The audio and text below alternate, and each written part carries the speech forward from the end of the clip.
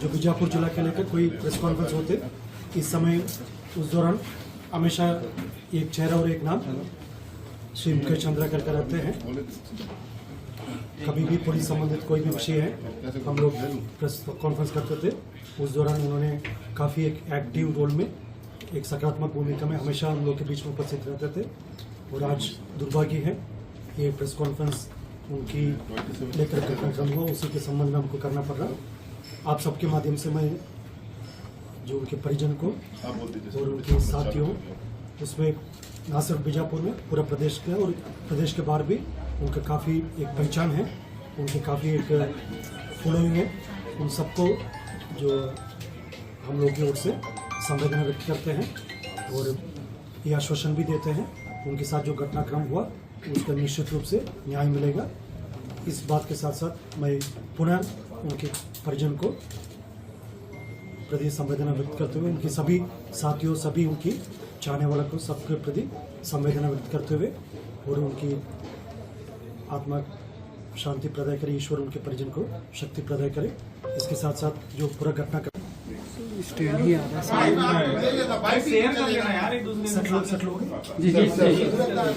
आप सबके समक्ष रखना चाहूँगा।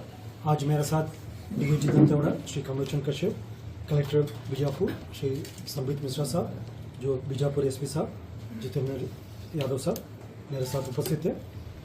और आप सब लोग को विदित है, जैसा दिनांक 2 जनवरी को हम सब लोग के बीच में ये जानकारी आए थे, श्री मुकेश चंद्राकर 1 तारीख रात से जो अपना घर से निकले हुए थे, उसके बाद में उनके बारे में कोई जानकारी नहीं मिलने पर उनके जो भाई साहब योगेश चंद्राकर का रिपोर्ट के आधार पर पुलिस ने जांच पड़ताल प्रारंभ की गए थे, जैसे उसके लिए अलग अलग टीम गठित करके जितना भी संभावित जो लोकेशन है उसी में हमारा टीम्स गए थे और उनका पता सर्च करने के लिए अलग अलग टीम के द्वारा इकट्ठा की गई जानकारी अनुसार फिर कल दिनांक 3 जनवरी को बीजापुर की चट्टानपारा स्थित ठेकेदार सुरेश चंद्राकर के बाड़ा में जो टंकी में उनकी बॉडी होने का संदेह पर उसका खुदाई की गई थे। उसके पश्चात उधर डिनर वाला का जो दौरान जैसा रितेश चंद्राकर द्वारा ये बहस की जा रही थी, मुठान की गए थे। तत्पश्चात आज दिनांक 4 तारीख को पोस्टमार्टम के उपरांत आज उनकी अंतिम कार्यक्रम होता है, उसमें हम आप सब लोग शामिल रहा। और उसके जो पूरा घटनाक्रम के बैकग्राउंड के बारे में मैं बताना चाहूँगा। जैसा दिनांक 1 तारीख को रात लगभग 8 बजे, जैसा भी समय अभी तक प्राथमिक विवेचना के आधार पर मैं बता रहे थे, जैसा और इन्वेस्टिगेशन कंप्लीट हो जाएगा, स्पष्ट समय ये पूरा उल्लेख हो जाएगा। लगभग अभी अंदाजा 8 बजे करीबन जैसे ठेकेदार सुरेश चंद्राकर के जो छोटे भाई रितेश चंद्राकर और मुकेश चंद्राकर के बीच में मोबाइल से बातचीत हुआ। उसके पश्चात लगभग 8:30 बजे के बाद दोनों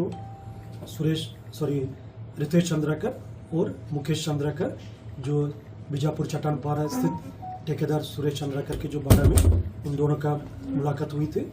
और उस परिसर में पूर्व से जो सुरेश चंद्राकर का जो सुपरवाइजर का मैं क्रमवार आपके समक्ष मैंने रखा है, उसमें घटना जो स्पॉट में 2 आरोपी है, जो रितेश चंद्राकर और उनके जो सुपरवाइजर महेंद्र रामटेक के, वो उपस्थित रहा।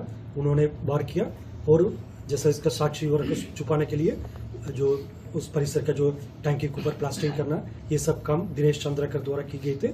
और जैसा अन्य भी जो कॉन्स्पिरेसी एंगल है और जो किस कारण से मतलब इस टाइप का घटना को अंजाम दी गई थी, उसका मोटिव है, ये सब में जो अन्य आरोपी जो सुरेश चंद्राकर उसका भूमिका, उसको लेकर उन्हें भी गिरफ्तार करके पुलिस द्वारा आगे कार्रवाई की जाएगी। इसके अलावा और भी कोई डायरेक्टली और इनडायरेक्टली इस अपराध में इन लोगों का सहयोग किया, एक मिसिंग रिपोर्ट दर्ज करके विवेचना शुरू किया था, सबका कॉल डिटेल्स निकलना प्रारंभ किए गए थे।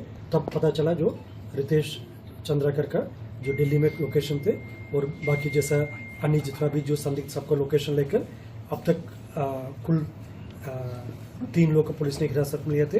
रितेश चंद्राकर का गिरफ्तार के लिए जो पार्टी दिल्ली रवाना करती। इस दौरान कल रात को रायपुर एयरपोर्ट में जो रितेश चंद्राकर द्वारा दिल्ली से वापस रायपुर आने का सूचना मिला था, एयरपोर्ट में उनका जो हमारा टीम द्वारा गिरफ्तार किए गए थे। और उनकी जो बड़े भाई जो दिनेश चंद्राकर और जो उनके सुपरवाइजर महेंद्र रामटेके, इन तीनों का भी पुलिस ने गिरफ्तार करके भी पूछताछ की जा रही थी। और घटना में उपयोग किए गए थे जो आयरन रॉड और जो मोबाइल फ़ोन, अन्य जितना भी साक्षी है उसका कलेक्शन करने का भी, उसका स्पॉट इंस्पेक्शन, ये सब कार्रवाई भी जारी है। और इस प्रकरण की गंभीरता को देखते हुए इसमें अग्रिम विवेचना के लिए additional SP Mayank Gurjar IPS officer है, उनके नेतृत्व में 11 सदस्य का जो SIT टीम गठित की गई थे। और प्रकरण के जो ठेकेदार सुरेश चंद्राकर का जो भूमिका को लेकर, जैसा क्योंकि परिसर भी उन्हीं का है जहाँ पर घटना हुआ है, और जो वाहन भी जो उन्हीं के वाहन को इस्तेमाल करके जो रितेश चंद्राकर द्वारा इधर से रायपुर से दिल्ली के लिए गए थे, एयरपोर्ट तक, रायपुर एयरपोर्ट तक गए थे, ये सब परिस्थिति और जो पूरा घटनाक्रम, उनका भूमिका का इन्वॉल्वमेंट को देखते हुए उन्हें भी पुलिस द्वारा एक प्रमुख आरोपी को मानते हुए उनका भी पतासाजी अभी की जा रही है। उसके लिए 4 अलग अलग टीम हमारा उनकी संभवित ठिकाने का आसपास जहाँ पर मिलने की उम्मीद है उधर टीम्स रवाना की थे। हमारा कोशिश है जल्द से जल्द उन्हें भी हिरासत में लेकर अग्रिम कार्रवाई करने का। अब तक घटनाक्रम में जो पुलिस की विवेचना में जो प्राथमिक स्तर पर अभी विवेचना, क्योंकि सिर्फ अभी आगे बढ़ते बढ़ते जो महेंद्र रामटेके और रितेश चंद्राकर द्वारा उस परिसर में जो लोहा का राड थे, उसी राड की लेकर मुकेश चंद्राकर की सिर पर पहले वार किए गए थे। और उसके बाद उनके छाती और पेट और पीठ में भी जो लोहा के राड से वार किए गए थे। जैसा जिस प्रकार का चोट, उससे अनुमान लगा सकता है लगभग 15-20 मिनट में उसी स्पॉट में उनका मृत्यु हो गई होगा। उसके पश्चात जो बॉडी को डिस्पोज करने के उद्देश्य से दोनों महेंद्र रामटेके और रितेश चंद्राकर ने मिलकर जो बॉडी को उस परिसर में जो टैंक थे, सेप्टिक टैंक थे, उसके अंदर डालकर उसके ऊपर जो लोहा का ढक्कन पहले से थे उसी को बंद कर दिया गए थे। उसके पश्चात रितेश चंद्राकर द्वारा जो अपने बड़े भाई दिनेश चंद्राकर जो जैदलपुर में सुरेश चंद्राकर, दिनेश चंद्राकर और उनके पूरे परिजन जैदलपुर में उपस्थित थे, उनमें से दिनेश चंद्राकर को उन्होंने मोबाइल फ़ोन के माध्यम से घटना के बारे में सूचना दिया थे। उसके पश्चात दिनेश चंद्राकर ने जैदलपुर से रवाना होकर टुवर्ड्स बीजापुर आ रहे थे। और साथ साथ ये रितेश चंद्राकर और महेंद्र रामटेके ने भी इधर से बीजापुर से रवाना होकर टुवर्ड्स जैदलपुर जा रहे थे। ये दोनों पार्टी जैसे एक साथ दिनेश चंद्राकर थे और दूसरा में रितेश चंद्राकर और महेंद्र रामटेके थे। इन लोगों की मुलाकात जो नेलसनार के पास बोधली के एरिया में हुआ। उसके पश्चात ये सब मिलकर वापस इधर आए थे बीजापुर आने के बाद अगले दिन सुबेरे यानी 2 तारीख के सुबेरे रितेश चंद्राकर द्वारा ठेकेदार सुरेश चंद्राकर की जो गाड़ी को लेकर इधर से जैदलपुर कोंडागांव होकर रायपुर एयरपोर्ट पहुंचा। रायपुर एयरपोर्ट से दिल्ली के लिए रवाना हो गए थे।